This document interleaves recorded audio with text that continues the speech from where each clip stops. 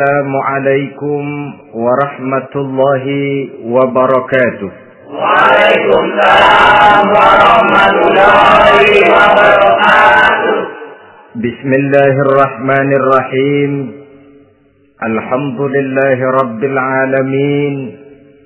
Wassalatu wassalamu ala ashrafil anbiya'i wal mursalin. Sayyidina wa maulana Muhammadin wa ala alihi wa ashabihil mujahidin at-tahirin. Amma ba'du, subhanaka la ilma lana illa ma 'allamtana innaka antal alimul hakim. La haula wa la quwwata illa billahil aliyyil azim. Saudara-saudara kaum muslimin, terutama adik-adik para remaja dan pemuda yang saya cintai. Apabila seseorang akan membangun rumah, tentu saja dia akan mengadakan beberapa pilihan. Sejak dari memilih lokasi di mana rumah itu akan didirikan, sampai kepada menentukan bahan-bahan kualitas yang akan dipakainya, sampai kemudian kepada wujud dan bentuk rumah yang akan ditinggalinya. Demikianlah bahwa untuk membangun sebuah rumah yang hanya untuk menaungi kehidupan di dunia ini, kita mengadakan berbagai macam pilihan. Apalagi kalau kita akan membangun sebuah rumah tangga yang kita harapkan tidak hanya akan menaungi kehidupan di dunia ini, tidak hanya untuk kepentingan kita saja, tetapi juga untuk kepentingan anak cucu kita di belakang hari, termasuk sampai kepada hari akhirat nanti. Oleh karena itu, pada pertemuan kali ini, saya hanya ingin khusus berbicara kepada adik-adik remaja dan para pemuda, bagaimana sebaiknya memilih jodoh menurut ajaran agama Islam. Dalam Al-Quran, Allah Subhanahu wa ta'ala menjelaskan, Zuyyina linnasi hubbus syahawati minan nisa. Bahwa manusia, apapun jenisnya, asal dia bernama manusia, dihiasi dengan perasaan cinta kepada perempuan. Jadi sejak dahulunya secara fitrah, laki-laki senang kepada perempuan, sebagaimana perempuan pun senang kepada laki-laki. Dihiasi rasa cinta ini dalam kehidupan manusia. Dan oleh karena adanya rasa cinta, berkembanglah segala macam persoalan. Sehingga seorang ahli cinta pernah berkata, cinta adalah 5 huruf yang membuat persoalan tidak akan pernah selesai. 5 huruf yang membuat persoalan tidak akan pernah selesai-selesai. Tetapi dalam kehidupan sehari-hari sering kita saksikan bahwa cinta ini bisa mendorong, memberikan motivasi yang baik, dan cinta ini pun bisa juga memberikan dorongan yang tidak baik.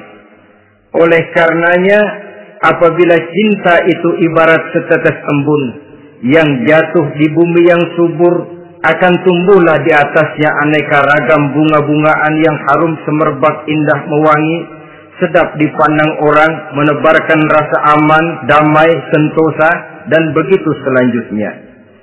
Tapi jika cinta itu jatuh di hati yang gersang dan tandus, tidak ada yang akan dapat tumbuh di sana selain sirih memanjat batu, kuning daunnya, lemah gagangnya. Maka cinta yang semacam itu tidak akan memberikan dorongan positif kepada seseorang di dalam kehidupannya.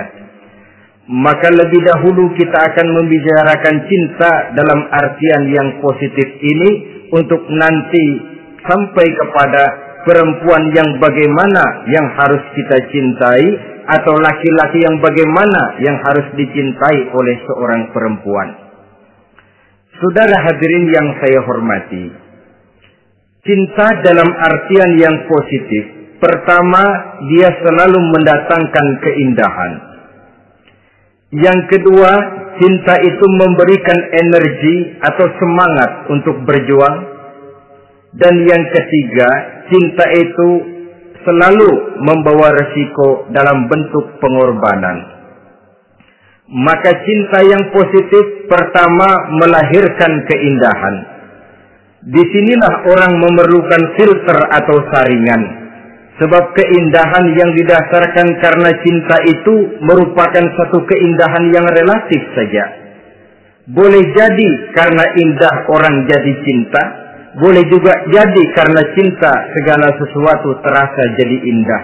Namun bagaimanapun juga, kalau hati sudah diliputi oleh rasa cinta, segalanya akan terasa menjadi indah. Cinta itu adalah keindahan. Yang kedua, cinta itu energi, melahirkan dorongan dan semangat. Yang lemah bisa menjadi kuat, yang takut bisa menjadi berani, yang jauh jadi terasa dekat. Itu semua karena dorongan cinta. Dan dari energi ini lahirlah yang ketiga, bahwa cinta adalah pengorbanan. Sehingga orang berkata, berani bercinta artinya harus berani berkorban. Takut berkorban, jangan bercinta. Kalau cinta ini kita salurkan kepada nilai-nilai agama umpamanya, yang pertama, cinta mendatangkan keindahan. Kita cinta kepada agama, maka apapun yang diperintahkan oleh agama akan terasa menjadi indah. Solat akan terasa menjadi indah. Puasa terasa menjadi indah. Zakat terasa menjadi indah. Jihad pun akan terasa menjadi indah. Persis kalau kita cinta kepada seorang gadis. Jika kita cinta kepada seorang gadis, apanya saja akan kelihatan menjadi indah. Jalannya terasa indah, lenggang-lenggoknya terasa indah, suaranya merdu padahal cemprengnya bukan main. Seluruhnya akan mendatangkan keindahan karena dasarnya sudah cinta. Cinta membawa kepada keindahan. Yang kedua, cinta itu melahirkan energi. Orang yang cinta kepada agama akan lahir tenaga dan semangatnya melaksanakan ibadah, melaksanakan puasa, melaksanakan zakat, melaksanakan sholat, melaksanakan haji, bahkan melaksanakan jihad sekalipun. Cinta selamanya menimbulkan energi dan semangat. Sama saja dengan kita apabila jatuh cinta kepada seorang gadis, walaupun rumahnya jauh, katanya, gunung pun akan kudaki, lautan pun kuseberangi. Untuk apa itu? Untuk menemui apa yang kita cintai. Cinta selamanya melahirkan energi. Capek tidak terasa, lelah tidak terasa, semuanya tertutup oleh keindahan yang bernama cinta. Lalu yang ketiga, cinta membawa pengorbanan. Apabila kita cinta kepada agama, maka pengorbanan terhadap apapun yang diminta oleh agama, baik itu pengorbanan waktu, tenaga, pikiran, harta, bahkan pengorbanan nyawa sekalipun, kita tidak akan berat melaksanakannya karena cinta kita kepada agama yang kita anut ini. Demikian juga cinta kita kepada seorang perempuan akan membuat kita rela berkorban. Apapun yang dia minta, jangankan kita tidak mampu, jangankan kita mampu, kita tidak mampu sekalipun, kita masih berusaha untuk mampu guna memenuhi tuntutan si buah hati belahan jantung. Kadang-kadang malam minggu si doi ngajak nonton, umpamanya, duit tidak ada, gajian belum, kerja enggak. Timbullah inisiatif, entah sepatu kita jual ke tukang loak, entah celana mampir dulu ke tempat lain. Yang penting kita berkorban untuk memenuhi permintaan si buah hati belahan jantung. Ketika itu pengorbanan sudah tidak kita rasakan lagi. Bahkan pengorbanan yang paling pedih sekalipun, dalam gurau, dalam bercanda misalnya, dicubit kita oleh kekasih kita, pedih bukan main, terkelupas kulit, mengalir darah, bukan nangis, nyengir. Malah kadang-kadang minta tambah dicubit lagi. Itulah romantikanya cinta, sanggup membuat orang berkorban, melahirkan energi dan semangat, menambah keindahan dalam kehidupan, sepanjang dia dalam artian yang positif. Kalau demikian masalahnya, di dunia yang penuh dengan perbenturan nilai sekarang ini, orang sering salah jalan bagaimana memilih jodoh untuk membangun rumah tangga yang bahagia. Jangan lupa bahwa membangun rumah tangga ini bukan hanya untuk 1-2 bulan, bukan hanya untuk 1-2 tahun, bahkan bukan cuma untuk kehidupan dunia, lebih daripada itu pun untuk menunjang kebahagiaan di akhirat. Oleh karenanya, memilih jodoh bukan satu hal yang mudah, bukan satu hal yang bisa dilaksanakan sambil lalu, tetapi memerlukan penelitian, memerlukan pengamatan yang mendalam. Apa petunjuk agama tentang itu? Dengan kata lain, bagaimana seharusnya seseorang memilih jodoh dalam kehidupannya? Ini tentu saja sumbangan moral buat adik-adik remaja dan para pemuda yang lagi kebingungan memilih jodoh, atau barangkali buat bapak-bapak yang kepengen nambah lagi.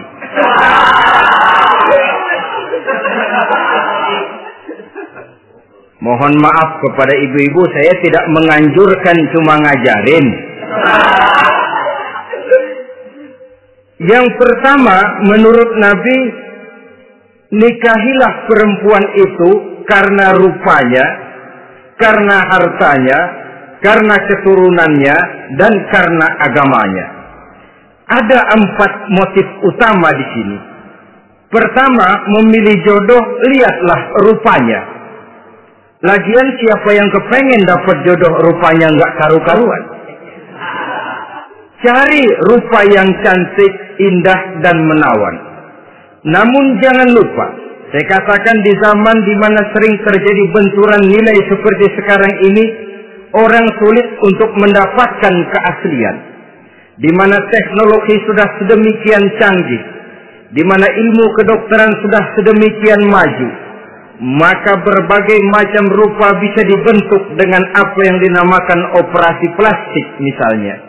Yang pesek bisa dibikin mancung, kuping yang kelebaran bisa dibikin sedang, pipi yang kembung sebelah bisa dibikin rata, janggut yang tidak menarik bisa dibikin bak lebah bergantung katanya.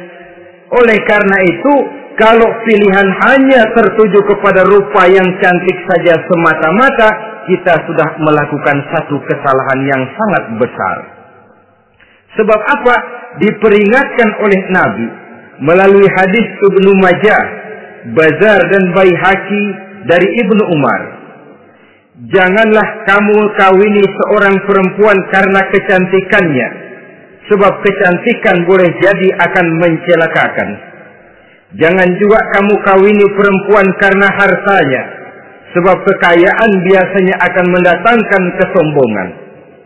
Tetapi kawinilah karena agama dan akhlaknya, karena itulah yang akan membawa kepada kebahagiaan. Saudara-saudara kaum muslimin, terutama adik-adik remaja dan para pemuda, dikala usia puber, apalagi mata baru terbuka, awal balik namanya, remaja sering kehilangan filter. Pokoknya asal lihat rupa yang sudah lemot, denok, geboy, pikiran pun hanyut, malam terkenang, siang terbayang, tidur tak nyenyak, makan tak enak katanya, selalu terbayang wajah si doi. Dikala itu orang kehilangan pertimbangan bahwa rupa yang cantik kadang-kadang sering menipu. Diriwayatkan oleh Imam Ibnu Abbas, satu hari ketika sedang kumpul dengan para sahabat, lewatlah orang dengan potongan ya, potongan orang kaya. Kelihatan kan, orang kaya sama orang miskin jalannya aja lain kan. Jalannya saja, jangan gaya hidupnya, jalannya saja lain. Lewat dia, Rasul bertanya kepada seorang sahabat, menurut pendapatmu bagaimana orang yang lewat itu? Kata sahabat, oh yang lewat ini ya Rasul, kalau dia meminang perempuan pasti diterima. Kalau dia menolong orang pasti berhasil. Kalau dia ngomong pasti didengerin. Kenapa? Orang kaya. Orang kaya ya Rasul. Kalau dia minang, perempuan mana yang kagak bisa menerima kalau dipinang oleh orang kaya, biar mukanya udah belipet kayak dompet tanggung bulan. Kalau memang duitnya banyak, nggak kelihatan tuh muka yang belipet, yang kelihatan duit. Kalau dia nolong orang, pasti berhasil apa yang dia tolongi. Kalau dia ngomong, pasti didengerin orang, walaupun omongannya biasa-biasa saja. Kenapa? Orang lihat penampilannya. Lah, ketika orang itu lewat, beberapa lama kemudian lewat lagi seseorang yang kelihatannya miskin. Rasul tanya lagi, kalau orang ini, bagaimana pendapat kamu? Wah, potongan begini sih Rasul. Kalau dia minang, orang tolak. Siapa yang mau kawin sama kere begini? Kalau dia nolong orang, pasti nggak berhasil. Kalau dia ngomong, kagak bakalan ada yang mau dengerin. Siapa yang mau dengerin orang susah ngomong? Setelah orang itu lewat, apa kata Rasul? Orang yang terakhir, yang lewat ini, yang barusan lewat, jauh lebih baik dari yang pertama yang lewat tadi. Jauh lebih baik. Maksud dari ucapan ini, Rasul sebenarnya mendidik para sahabat jangan tertipu oleh penampilan. Sebab penampilan tidak selamanya mencerminkan keaslian. Apalagi di zaman sekarang. Salon di mana-mana bejibun. Alis mata bisa dibikin. Pipi bisa dicat. Yang pinggir kuning, yang tengah merah. Di sebelah merah ada yang kehitam-hitaman, persis orang kepentok tiang listrik.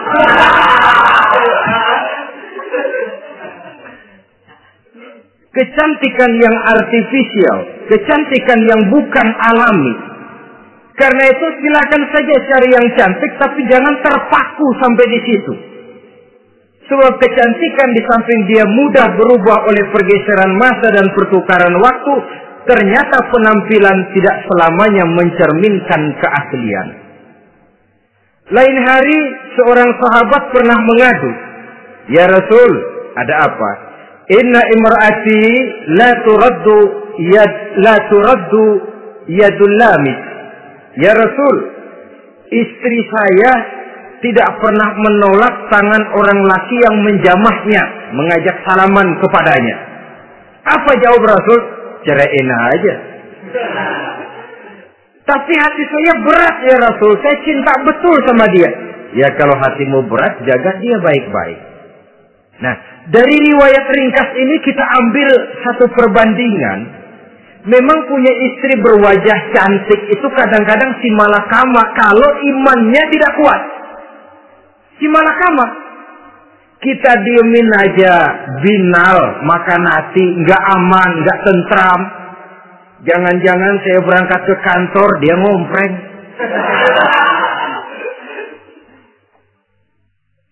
Buah si malakama, seperti orang tadi, ya Rasul. Istrinya kelihatannya sebenarnya tidak negatif maksudnya ini, cuma bersalaman, tapi terlalu ngobrol. La turaddu yadul lamis, tidak pernah menolak orang yang ngajak salaman. Ya sekedar salaman. Tapi kan awalnya dari salaman. Kalau sudah salaman kan strum bisa ngedredet dari tangan situ. Kata Rasul sederhana saja. Ya kalau memang begitu ceraiin. Saya nggak kuat Rasul, saya cinta betul sama dia. Kalau kau tak kuat berpisah dengan dia, jagalah dia baik-baik. Ajar, didik, tanamkan rasa keagamaan di dalam hatinya. Saudara-saudara kaum muslimin, jadi rupa yang cantik tanpa didasari oleh nilai-nilai agama akan membuat seorang suami di rumah tangganya seperti si malakama. Seperti berhadapan dengan buah si malakama. Kalau tidak diiringi dengan nilai-nilai moral yang luhur dan bekal agama yang tangguh. Akan pergi jauh dari rumah rasanya tidak aman. Sedangkan di rumah saja siapa yang akan mencari nafkah? Dan begitu selanjutnya. Orang tadi jelas berhadapan dengan buah si malakama. Didiamkan, makan hati. Sebab, maaf, kalau seorang suami sudah tidak punya rasa cemburu terhadap istrinya, itu kan yang disebut dayus. Dan dayus itu, jangankan masuk surga, bau surga saja dia tidak dapat. Tapi cemburu dalam artian bukan cemburu buta, cemburu dalam artian yang wajar. Dia cemburu, akan dikelaki takut kalau istrinya minta cerai, sedangkan dia cintanya sudah kadung medok bener. Si malakama jadinya. Nah, ini juga satu riwayat yang memberikan gambaran kepada kita. Pilihan, silakan cari rupa yang cantik saja. Cari yang cantik. Tapi kalau itu dijadikan motif utama tanpa dasar-dasar agama, saya khawatir nanti rumah tangga kita akan berhadapan dengan buah si malakama. Jadi adik-adik remaja, usaha, ikhtiar, cari yang cantik, yang kira-kira nggak bosenin, supaya kita betah tinggal di rumah, supaya kita merasa ada tempat berbagi rasa, ada tempat kita bernaung. Sebab kalau nyari bini sebini-bininya mah, ya jodoh di tangan Tuhan, kagak usah nyari juga ntar datang diri umpamanya. Iya, kalau yang datang peot. Orang harus berusaha walaupun pada akhirnya jodoh toh memang ditentukan Allah. Kan 3 hal yang kita tidak bisa menentukan itu katanya. Maut, rezeki, jodoh. Itu yang masuk mysterious problem. Problem yang misterius. Maut, misterius. Kapan kita mati, kita sendiri tidak tahu. Tahun depan, 50 tahun lagi, 100 tahun lagi, tidak pernah seorang pun diberitahu. Tapi yang pasti dia bakal datang. Kapan dan di mananya, kita tidak tahu. Bisa di rumah, bisa di masjid, ya alhamdulillah. Bisa di majelis taklim, syukur. Bisa di medan perang membela agama, bagus. Pasti dia akan datang. Maut, mysterious problem. Sesuatu yang kita tidak tahu kapan datangnya. Rezeki, gitu juga. Sehingga orang sering bilang, rezeki katanya kayak bayangan. Kita ubur-ubur, dia lari. Kita diam, dia mah diam. Setengah mati kita ubur-ubur. Emang ukuran segitu, segitu aja. Begitu kita nggak ngapa-ngapain, datang yang bawain rezeki. Namanya rezeki itu mysterious problem. Kadang-kadang ngobek, sungsang, sumbol, udah segala tanah orang kita ukur-ukurin. Udah segala ngomong sudah nggak ada yang loh, terus gak buta. Tapi memang bayangan kalau belum rezeki ya belum. Kadang-kadang nyari kode sampai tidur di kuburan. Belepotan tanah kuburan loh. Yang aneh lagi kadang-kadang orang gila ditanyain.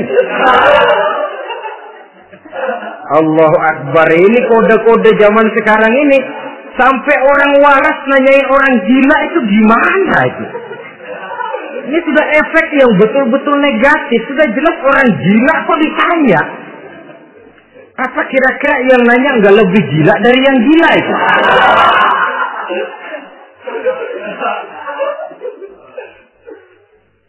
Saudara-saudara kaum muslimin, terutama adik-adik remaja dan para pemuda, jadi silakan saja cari rupa yang cantik, karena dia akan jadi tautan hati, buah hati, belahan jantung, tempat kita berbagi rasa, tempat kita pulang dan tinggal di rumah tangga kita.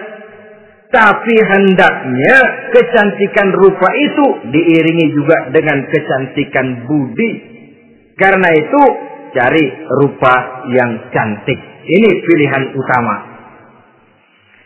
Yang kedua, kata Nabi, harta, cari yang kaya. Tetapi jangan lupa, jangan dijadikan pilihan utama. Karena kekayaan sering mendatangkan kesombongan.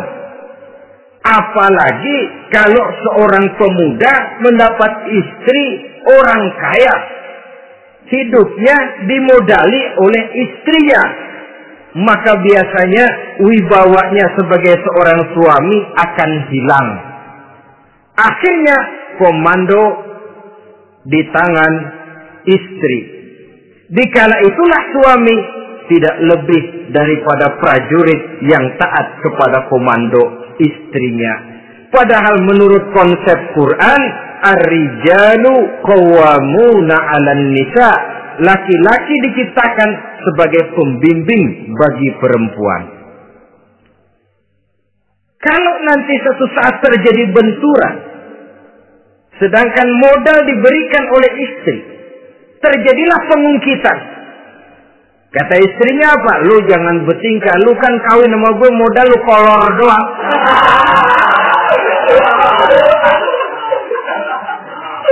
Kalau sekarang bertingkah silakan keluar rumah. Bawa seperti engkau datang dulu, jangan bawa apa-apa. Pergilah seperti engkau datang dulu kemari. Hilanglah wibawa seorang suami. Suami kalau udah digentak sama istri begitu, ngelempuruk kayak ayam sampar. Di mana lagi letak wibawanya? Harta sering mendatangkan kesombongan. Oleh karena itu, walaupun diperintahkan cari yang keturunan orang kaya, tapi maksudnya jangan dompleng. Sebab kepribadian seorang suami akan ditentukan oleh sifatnya sendiri. Keberadaannya ditentukan oleh karya dan perbuatannya sendiri. Itulah yang akan menampilkan kepribadian dia dalam kehidupan di masyarakat ini. Saudara-saudara kaum muslimin, terutama adik-adik remaja dan para pemuda. Kan kadang-kadang di zaman sekarang kan kelas-kelas gigolo, playboy ya, nyari tante-tante kesepian, mejeng-mejeng di pinggir-pinggir jalan dengan harapan apa? Ya barter lah, tukar tambah. Nah, supaya dapat rokok, dibelikan pakaian, motor dan sebagainya. Tapi yang jelas-jelas harga diri sebagai laki-laki, dan itu yang paling mahal. Kalau seorang laki-laki sudah kehilangan harga diri, apalagi yang bisa dibanggakan dalam kehidupan ini? Apa artinya naik mobil kalau kepala tertunduk ke bawah? Apa artinya jalan di tengah masyarakat kalau kita tidak bisa menengadah dengan satu kebanggaan? Hilangnya harga diri merupakan kehancuran awal dari sebuah pribadi yang untuk jangka panjang kita tidak akan bisa lagi berbuat banyak. Tanpa harta orang memang sulit untuk bahagia. Tapi harta semata-mata bukan merupakan jaminan bahwa orang lantas akan bahagia. Saya barangkali harus berkata, banyak orang miskin yang kaya. Tapi tidak sedikit orang kaya yang miskin. Saya ulangi ini. Banyak orang miskin yang kaya. Tetapi tidak sedikit orang kaya yang miskin. Nah, bagaimana pengertiannya? Orang miskin yang kaya, materinya sederhana, peralatan rumah tangganya sederhana, tapi hatinya kaya. Oleh karena hatinya kaya, jiwanya lapang.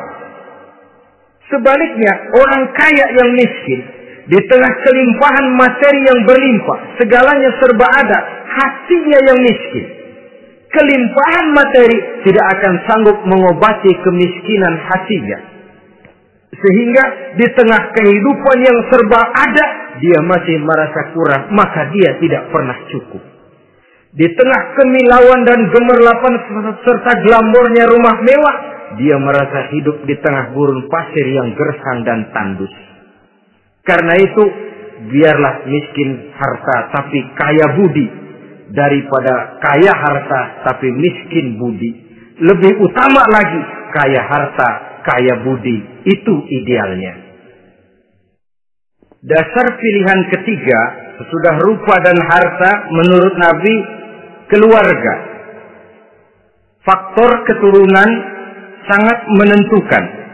Pepatah mengatakan, buah apel akan jatuh tidak terlalu jauh dari pohonnya. Biasanya, kalau bapak kalong, anak kampret.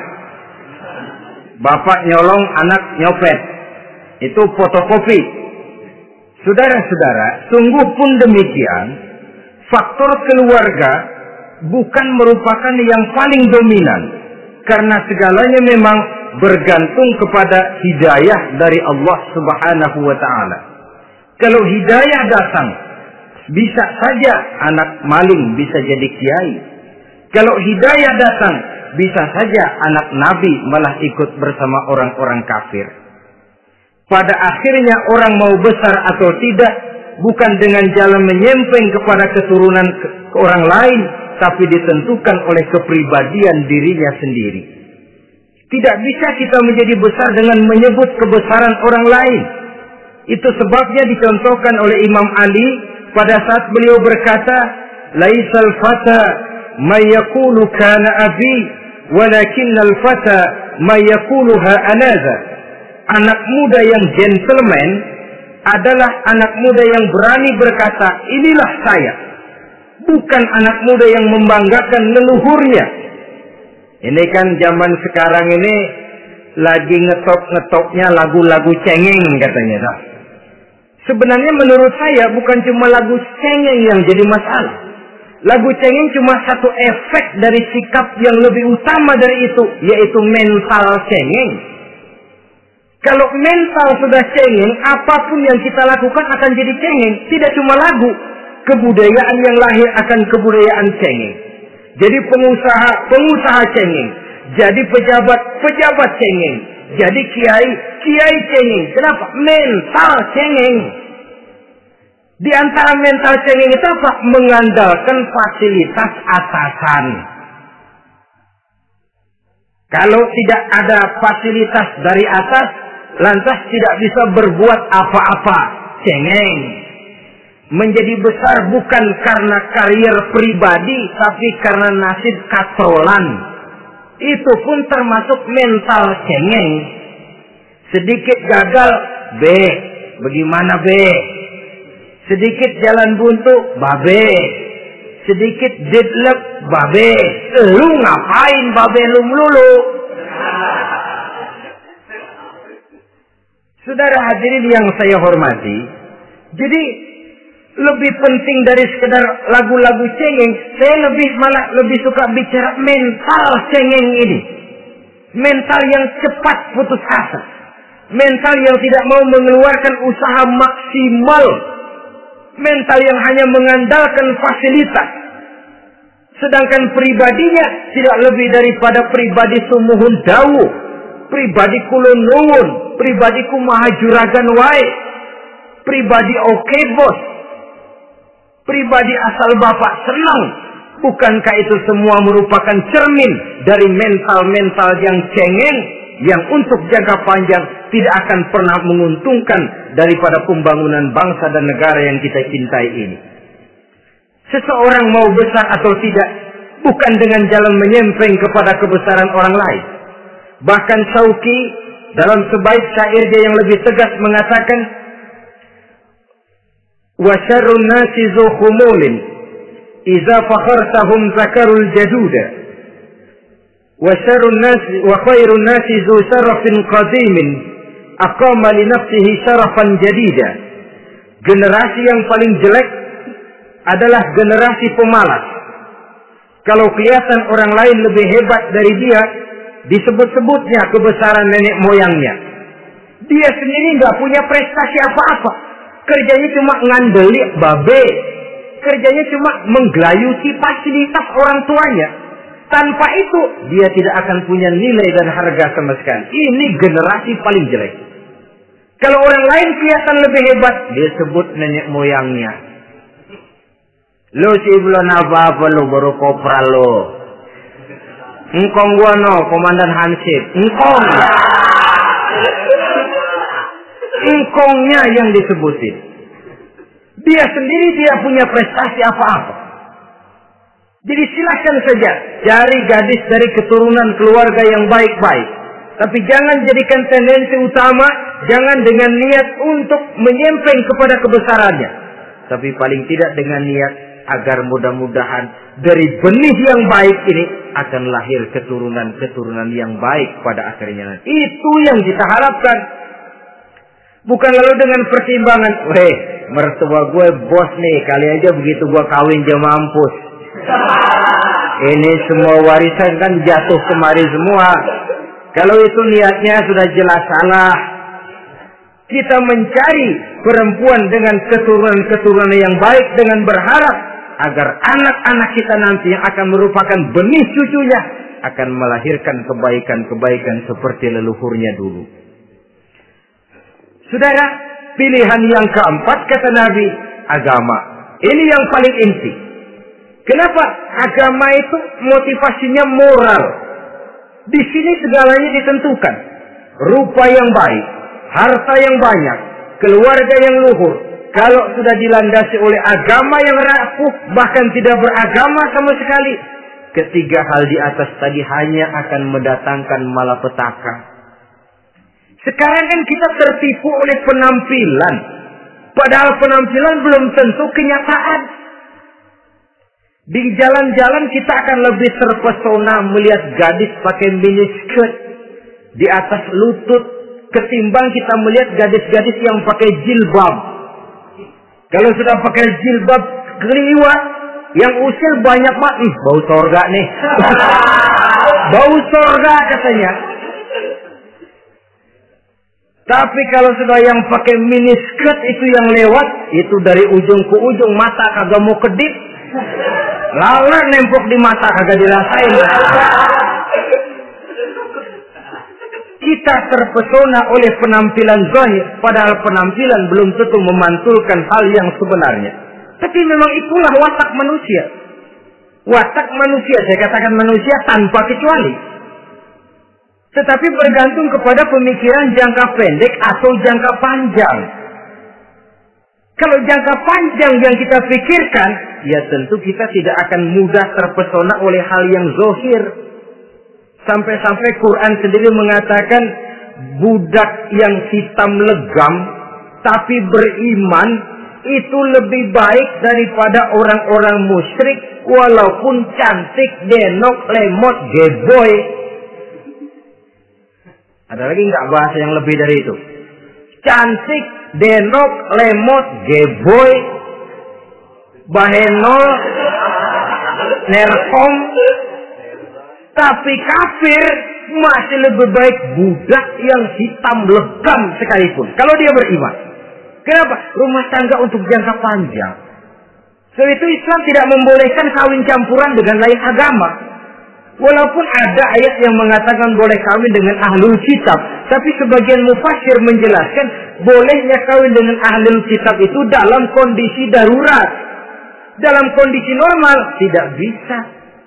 Kenapa? Kalau sudah berlainan agama, akan terjadi kerancuan rumah tangga untuk jangka panjang. Bagaimana membina dalam keharmonisan di rumah tangga? Bagaimana nasib anak-anak nanti? Kadang-kadang ada keluarga, kami sih keluarga modern. Anak-anak kami berikan kebebasan untuk milih agama apa saja. Bapaknya Islam, istrinya Kristen, anaknya ada yang Hindu, Buddha. Bagus nih, keluarga pecel namanya.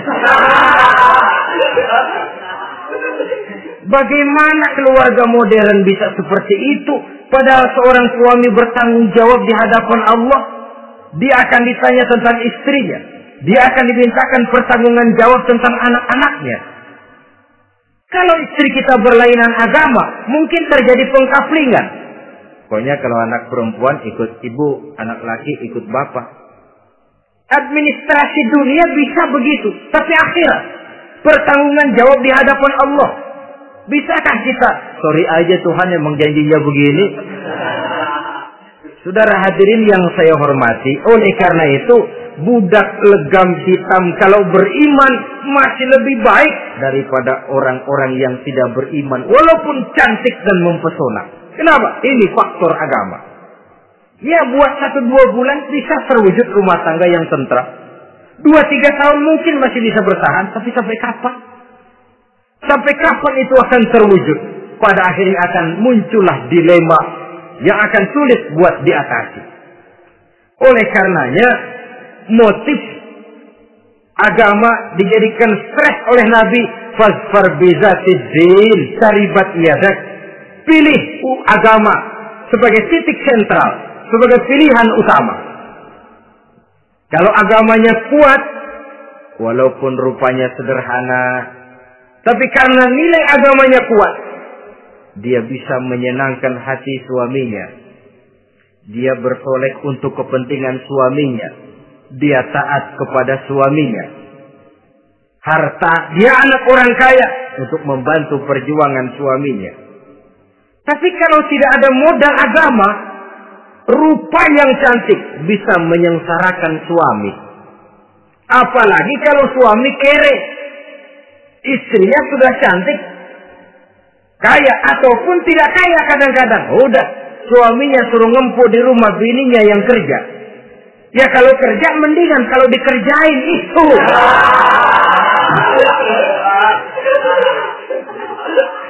Itu yang repot.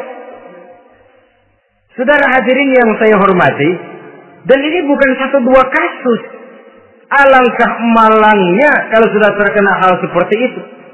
Akhirnya seperti pengaduan sahabat kepada Rasul tadi. Mau diceraiin, cinta saya udah medok benar Rasul. Enggak diceraiin, hati saya ngebet, pegel. Si malakama akhirnya. Jadi oleh karenanya agama.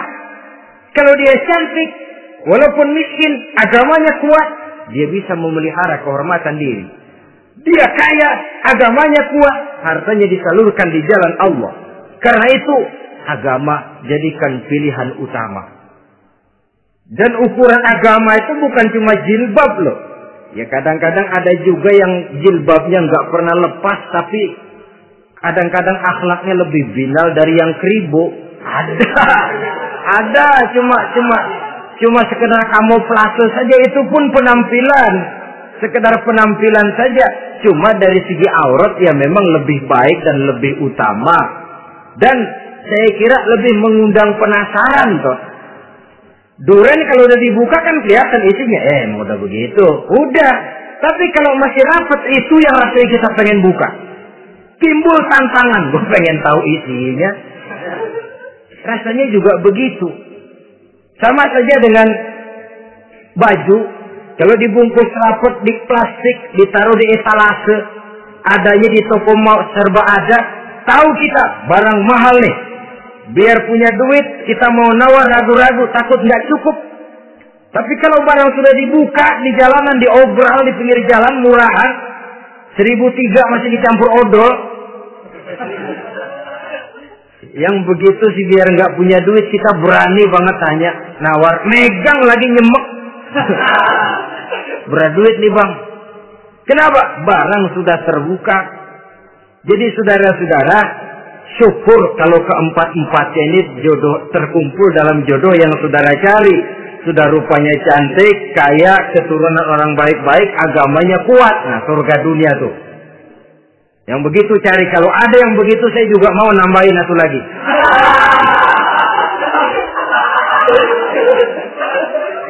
Tapi yang kumpul keempat-empatnya ini terus terang saja langka. Makhluk langka ini. Kadang-kadang cantik, kaya, keluarganya hebat, agamanya nol, akhlaknya kayak setan. Tapi yang paling celaka kalau empat-empatnya kagak ada. Rupanya jelek, melarat, bapaknya biang maling, kagak beragama lagi. Apanya yang mau dipilih? Mampus saja mendingan. Sudah nggak ada pilihan sama sekali toh. Sudah nggak ada pilihan sama sekali.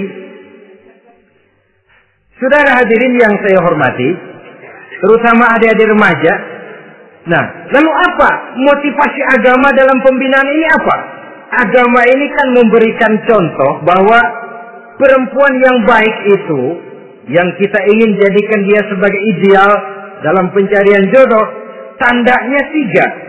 Iza ra'aitaha sarrafta, kata Nabi. Kalau dipandang, dia bisa menggembirakan kamu. Kan ini yang penting buat seorang suami. Kalau saudara nanti jadi suami, punya istri yang jadi partner setia mendampingi suaminya.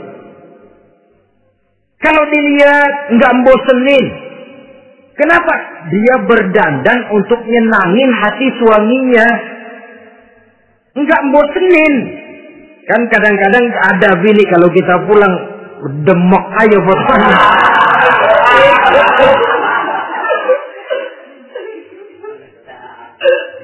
Ini yang bikin suami nggak betah di rumah ini kan yang begini. Adapun perempuan yang beragama, apabila dipandang oleh suaminya, dia pandai menyenangkan hati suaminya. Andai kata suaminya dalam kesulitan, dia tidak menambah beban kesulitan. Paling tidak dia bisa memberikan satu bantuan moral. Bantuan moral untuk mengurangi beban kesulitan daripada suaminya. Suami pulang dagang rugi, kata istrinya, romantika bang. Sekali-sekali lah, masa selamanya dagang mau untung. Besok siapa tahu untung lebih besar. Kan meringankan toh. Kadang-kadang enggak, suami pulang dagang dari pasar panas, rugi, sampai rumah bini pidato, pletar-pletor. Lu dagang rugi, emang lu laki goblok.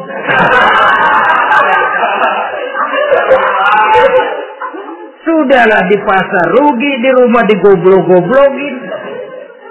Ini nanti kena penyakit broken home yang begini ini. Padahal kesuksesan di kantor, kesuksesan di pasar, kesuksesan di medan tugas selalu dimulai dari kesuksesan dan ketenangan dari rumah tangga. Dia berhias untuk kepentingan suaminya, tidak terlalu berlebihan, dan suaminya pun pandai menghargai istrinya dengan kata-kata yang menimbulkan gairah dan semangat. Ada istrinya berkata, kamu makin cantik saja. Jangan juga kadang-kadang suami ketus. Ngelihat dasu pulang kantor, lihat suaminya, istrinya dandan rapi. Tumben lu mau bekasin apa? Mau bekasin katanya. Artinya apa ini? Pandai mengembirakan, bisa tenggang rasa. Bisa berbagi rasa. Sehingga suami merasa ada tempat dia bertukar pikiran. Ada tempat dia membicarakan persoalan. Dialog dalam kehidupan berumah tangga itu sangat diperlukan. Iza ra'aitaha sarratka, kalau dipandang dia sanggup mengembirakan kamu. Dikasih uang 500 senyum, 5.000 pun ketawa. Menggembirakan. Dia bisa taruh kata hatinya kesel, tapi mulutnya senyum. Nah ini yang sulit ini. Senyum tapi kesel, kesel tapi senyum.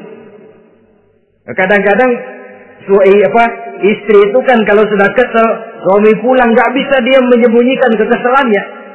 Dari jauh suami sudah lihat ini yang nyambut, ini bemo ini. Udah monyong ram. Saudara hadirin yang saya hormati, yang kedua, bila diperintah dia taat.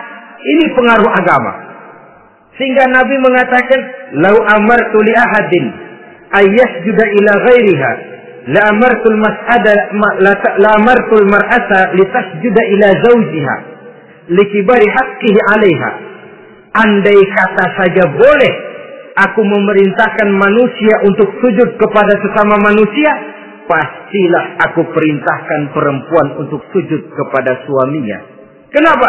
Karena besar hak suaminya kepada dirinya. Untung sujud kepada manusia tidak boleh. Andai kata boleh, perempuan disuruh sujud sama suaminya. Ini tidak perlu sampai sujud, cium tangan saja minta ridho suami. Kadang-kadang perempuan sekarang berat. Paling banter setahun sekali lebaran doang. Laki pulang sembahyang tubruk, cium tangan, minta redo, nangis, segala macam. 3 hari habis lebaran, beras habis, monyong aja lagi.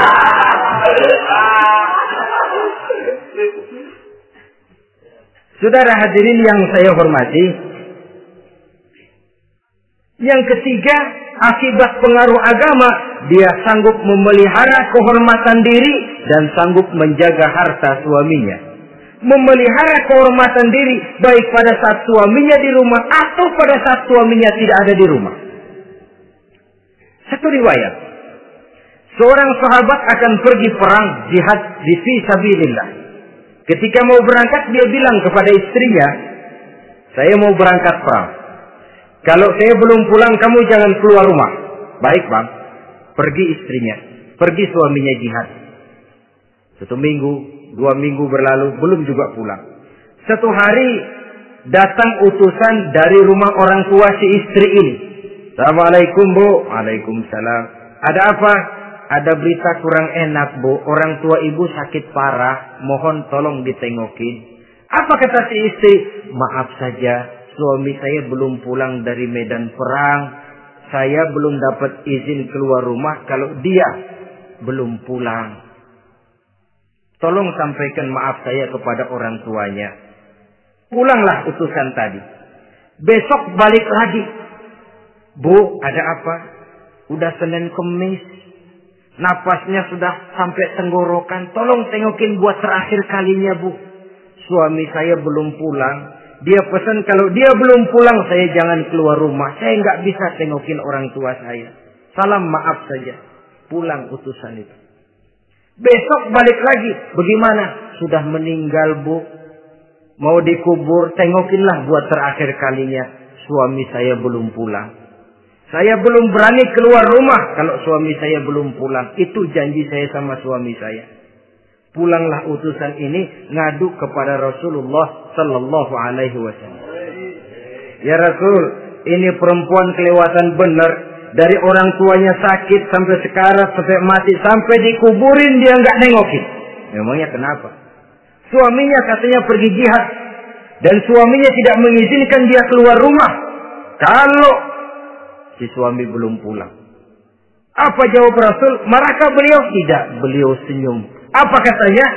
Dosa orang tua yang meninggal ini telah diampuni oleh Allah karena dia punya anak perempuan yang begitu taat kepada suaminya.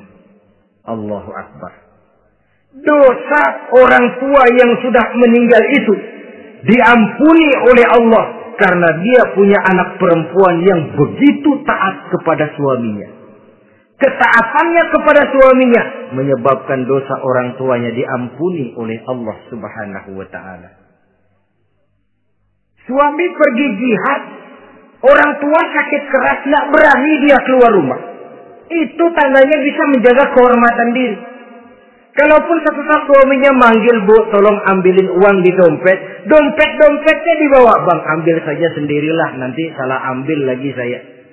Kadang-kadang enggak, suaminya pergi mandi, dompet berantakan. Saudara hadirin yang saya hormati, ini motivasi agama. Jadi kecantikan zahir yang diimbangi dengan kecantikan batin oleh karena pengaruh agama tadi. Kalau sudah kemari, orang tidak perlu mikir-mikir operasi plastik, bikin yang pesek jadi mancung supaya orang tertarik, bikin belakang yang kurus jadi menarik. Tidak. Orang tidak perlu lagi pakai susuk-susukan, dipasang di bibir supaya kalau senyum orang gempor, supaya kalau ngomong orang percaya, dipakai di kuping supaya macam-macam. Tidak perlu lagi pakai jampa-jampe, pelet-peletan supaya kalau diludahin orang ngikut. Nggak perlu lagi. Kenapa? Cinta itu nature, sesuatu yang alamiah, yang tidak bisa dipaksakan. Dia kudrati, karunia dari Allah.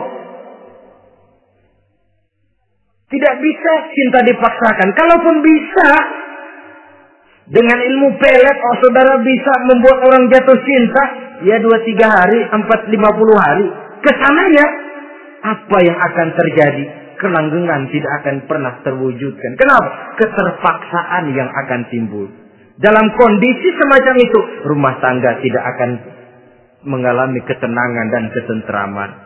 Jadi biarkan cinta berjalan secara alamiah, karena dia memang alamiah. Saudara-saudara, nah sekarang kalau sudah ketemu nih, yang 4 tadi, rupa cantik, keturunan boleh, kaya lumayan, agama kuat. Apa yang harus kita cari? Apa yang harus kita lakukan? Apa pakai pepatah anak sekarang? Aku lihat, aku pikat, aku dapat, aku sikat, aku minggat. Bangsat.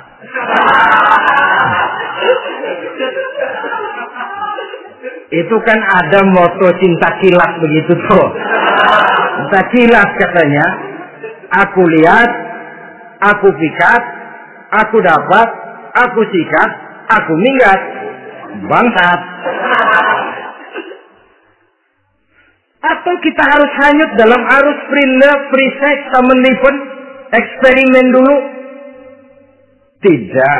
Islam menganjurkan kalau memang seret, ini rasanya ini nih, mantap gue nih. Apa yang diajarkan oleh Islam selanjutnya? Meminang, saudara-saudara. Meminang adalah langkah awal untuk mengikat tali pernikahan. Diizinkan meminang. Dan di dalam meminang pun diizinkan untuk melihat. Cuma kalau boleh, ya syaratnya itu, waktu melihat itu jangan sampai ketahuan si perempuan yang akan kita pinang itu. Untuk apa kita meminang? Pertama, untuk yakin. Yakin bahwa perempuan yang kita inginkan ini sudah kumpul syaratnya itu, tidak ada cacatnya. Yang kedua, untuk memperkuat tekad hidup berumah tangga. Diperlukan meminang. Adapun adat itu berbeda. Tapi bahwa konsep meminang itu dalam Islam ada, itu jelas. Ya kalau mesti bawa pisang raja, pakai roti buaya, pakai martabak segede ban mobil truk segala macam. Itu adat saja, ya. Tapi yang real meminang itu ada dalam Islam. Nah, bagaimana adab meminang? Setelah kita tahu anak ini cantiknya ya, keturunan baik, ya kekayaannya lumayan, agamanya kuat, pinanglah dia. Caranya boleh lihat langsung. Lihat langsung kalau bisa tanpa setahu si perempuan. Dan batas yang boleh dilihat itu muka dan tangan. Itu saja. Jadi jangan berusaha. Minta permisi Pak, saya mau ngelihat anak Bapak seutuhnya. Soalnya buat saya ini nanti. Apanya aja dibedolin. Jangan. Kira-kira yang boleh itu muka sama tangan.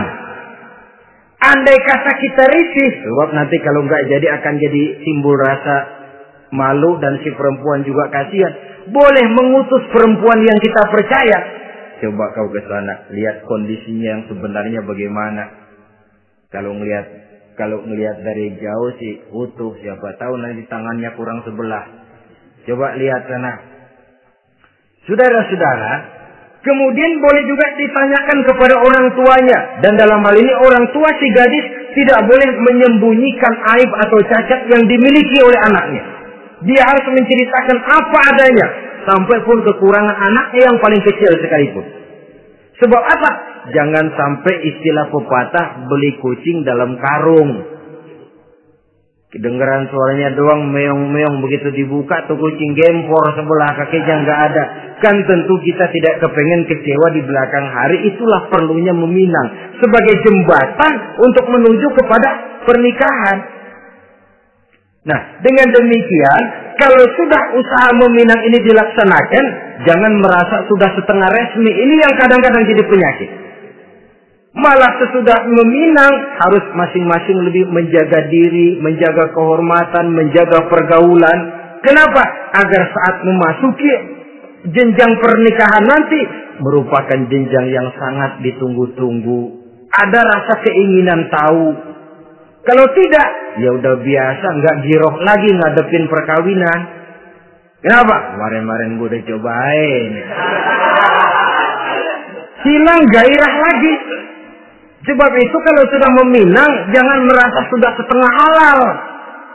Udah minang ini Kadang-kadang orang tua juga konyol. Sudah dipinang, diumbar. Lu mau kemana kayaknya lu udah pinang.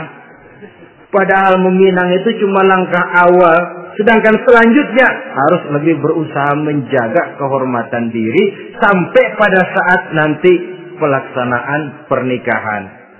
Nah, saudara-saudara, terutama adik-adik remaja dan para pemuda, walaupun agak sekilas memang karena terbatasnya waktu pada pertemuan ini, mudah-mudahan bisa memberikan gambaran yang sepintas tentang bagaimana sebaiknya kita memilih jodoh di dalam membina rumah tangga yang bahagia.